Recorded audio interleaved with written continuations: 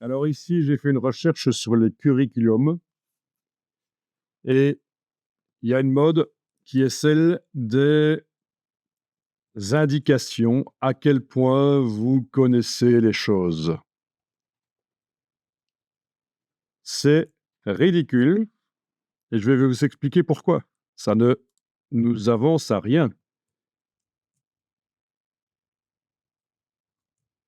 Parce qu'en fait, quand vous êtes débutant, vous n'avez pas pris conscience de l'étendue des connaissances nécessaires. Vous indiquez vos compétences 4 sur 5, 3 sur 5 par rapport à ce que vous connaissez. Et on peut avoir des choses tout à fait particulières, c'est que quelqu'un qui connaît plus que vous va s'estimer moins bon dans le logiciel. Il va se donner 2 sur 5, par exemple. Alors que vous, qui connaissez pas grand-chose, 4 sur 5. Donc ça, c'est ce qu'on appelle l'effet Dunning-Kruger. Est-ce que vous avez déjà entendu parler de ça? C'est extrêmement important de connaître ça parce que c'est essentiel, en fait, dans la vie. Voilà, dans la partie image, j'ai plein de démonstrations. En voilà une au hasard. Donc vous avez de gauche à droite en horizontal l'accumulation des compétences que vous accumulez au fur et à mesure que vous connaissez une matière. Et en vertical, c'est la confiance en soi. Et on remarque que au début, vous n'avez pas pris conscience de l'étendue des connaissances nécessaires pour faire tel ou tel métier. Et donc, vous êtes dans la montagne de la stupidité. Auto-surévaluation de ses compétences à soi, et tant qu'à faire, sous-estimation des experts. Pourquoi est-ce que...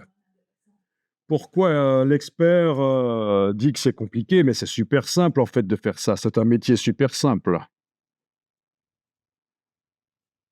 Il n'y a qu'à. D'ailleurs, les stagiaires, ils sont souvent dans cet état d'esprit et hein, ils sont toujours en train de dire: «Oui, mais pourquoi vous faites ça? Il n'y a qu'à faire ça, il n'y a qu'à, il n'y a qu'à». Et le jour où ils ont un vrai problème, on leur dit: «Bah, tu appuies sur la touche il y a qu'à du clavier». Autrement dit, voilà, on va te faire mariner un peu avant de te donner la solution, tellement tu nous as ennuyés avant. Et je pèse mes mots. À un certain moment, quand on est arrivé à devenir un peu plus expert, on se rend compte, mais en fait, je connais rien. Et donc, on est dans la vallée de l'humilité. Et puis, petit à petit, les compétences augmentent si on continue à étudier. Et en même temps, la confiance en soi augmente. Donc, on a une synchronisation entre la courbe d'apprentissage et la courbe de confiance. Donc ça, c'est l'idéal, c'est logique. Plus je connais, plus je suis confiant. Auto-évaluation réaliste des compétences. Et puis, à un certain moment, on ne sait plus trop apprendre parce qu'on est allé au bout du processus, plateau de la consolidation des connaissances. Donc ça, c'est l'effet Dunning-Kruger. Pour être tout à fait honnête, c'est un peu plus que ça, l'étude de ces deux scientifiques, mais dans la culture populaire, c'est ça qui est montré.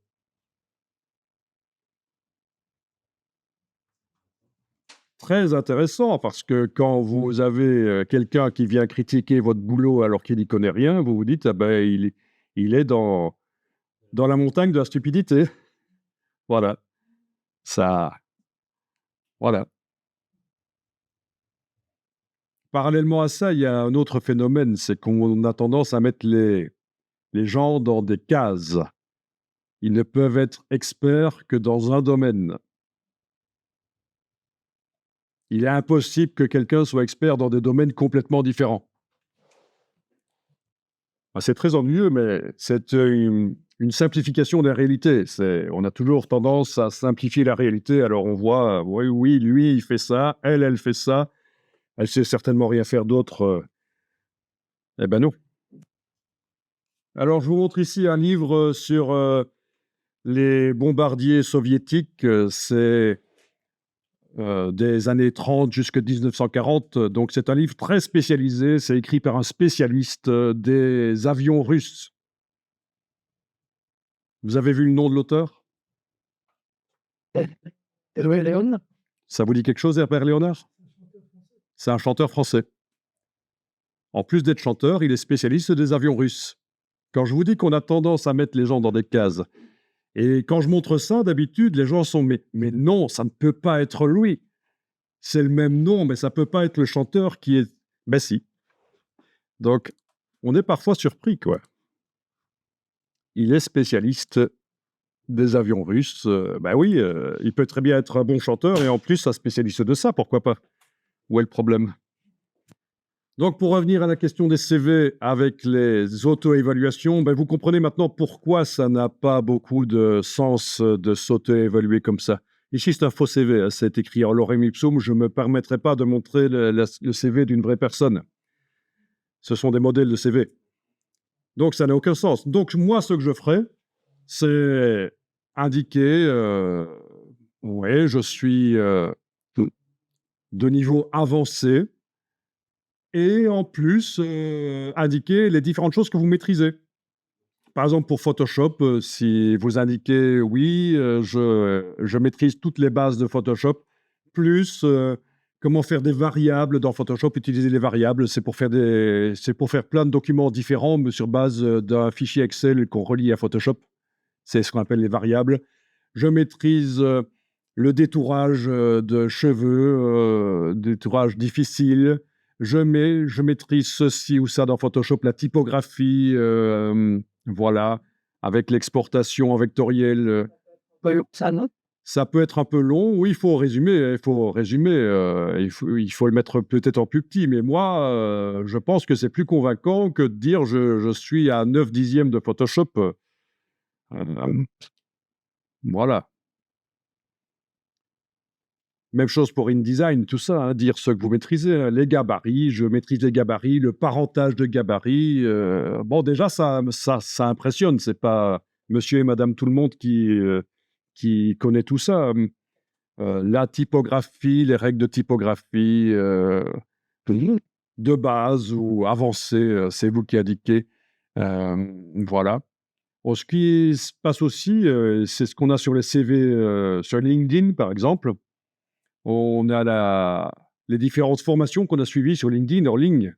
Donc, il n'est pas interdit aussi d'indiquer les différentes formations spécialisées qu'on a suivies. Voilà, j'ai suivi une formation sur comment faire une bichromie dans InDesign et comment faire la bichromie dans Photoshop.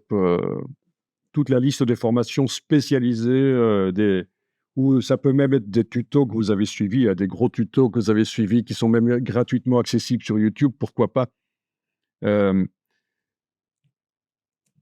pas oublier qu'on peut aussi mettre sur un CV un QR code qui vous amène vers une page à vous, en ligne, que vous pouvez actualiser quand vous voulez. Donc, tout ne doit pas nécessairement être sur le CV. Insérer un QR code, ça peut être très bien. Donc, les QR codes dans InDesign, je vous avais peut-être pas eu l'occasion d'essayer. C'est extrêmement simple. Il suffit de faire un bloc. Alors, est-ce que c'est un bloc image? Il faudrait que je vois si je me souviens. Et alors, il y a la possibilité de générer des QR codes. Où sont-ils encore, les QR codes? Je vais rechercher ça. Oui, c'est simplement dans le menu Objet. Dans le menu Objet, on a généré un QR code dans le menu Objet. Oui. Générer un QR code, voilà.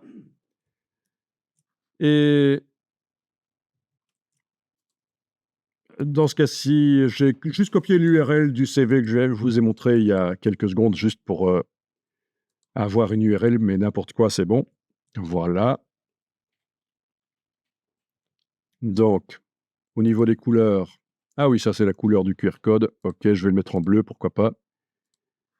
Ok, et le voilà.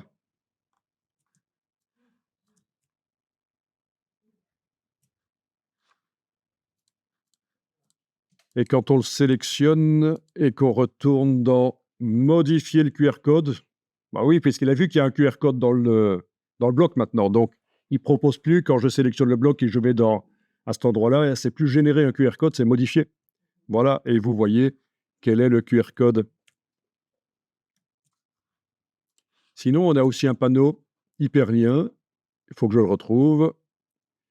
Objet interactif. Fenêtre, objet interactif, hyperlien. Oui, ça, c'est tout ce qui concerne la création de PDF interactifs ou de livres électroniques interactifs.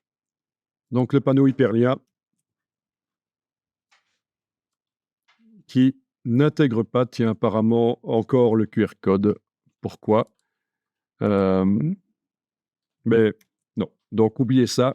Le QR code n'est pas intégré dedans.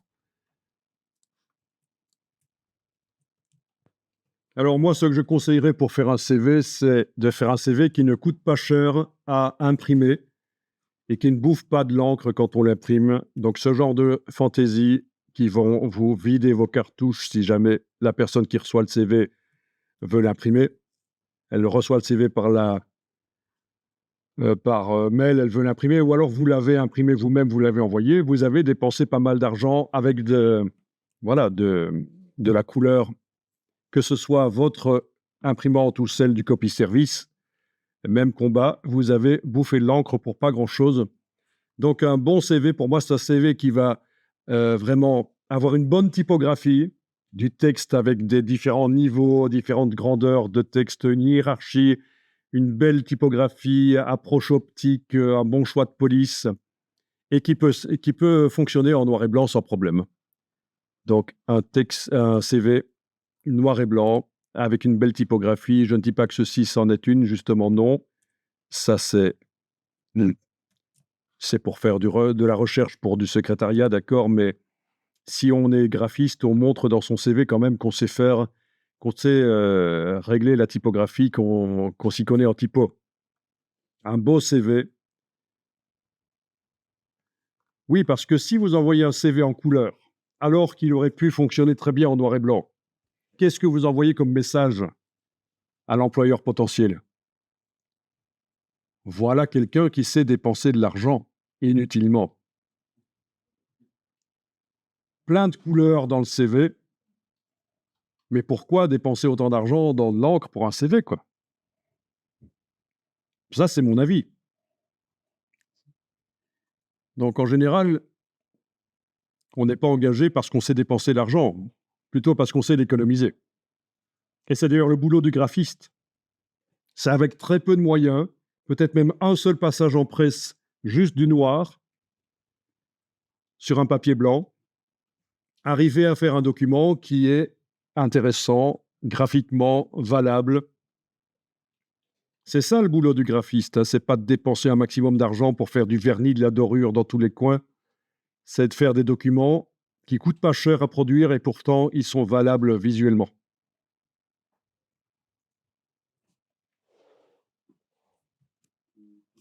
Donc, dans l'histoire de la communication graphique, il y a eu plein de délires. Ici, je vais vous montrer le design de Peter Saville.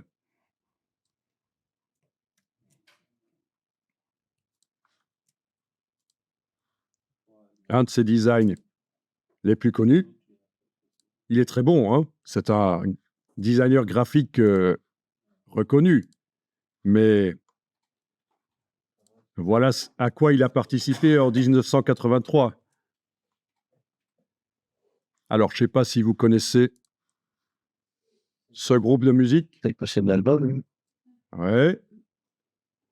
Non, ce groupe de musique, si, pardon, excusez-moi. Le groupe, là, est le nom du morceau parce que c'était un maxi, c'est un disque vinyle 30 cm de discothèque, donc il y a un morceau par face.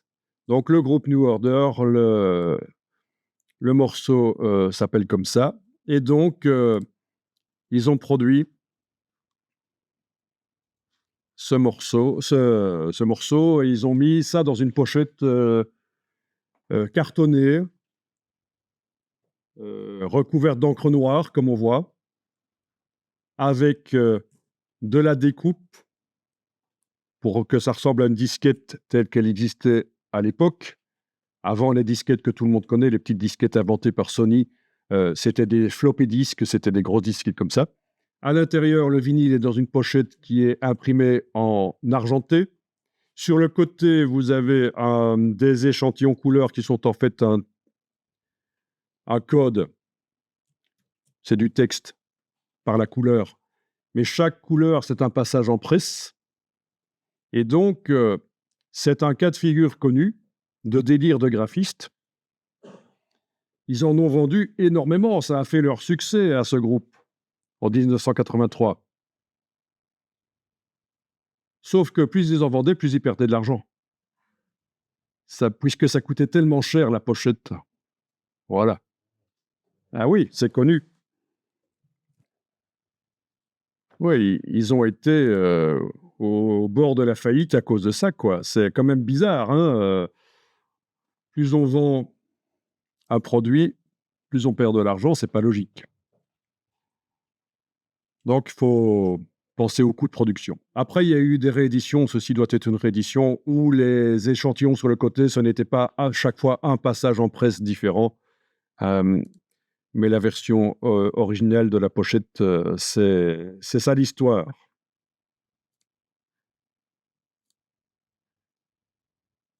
Donc ça, c'est des rééditions. Donc tout ça pour dire que, ben oui, on n'est pas là pour dépenser de l'argent en tant que graphiste et pour se faire plaisir à faire des découpes, etc. On est là pour un produit qui doit être visuellement attractif pour le moins cher possible à produire.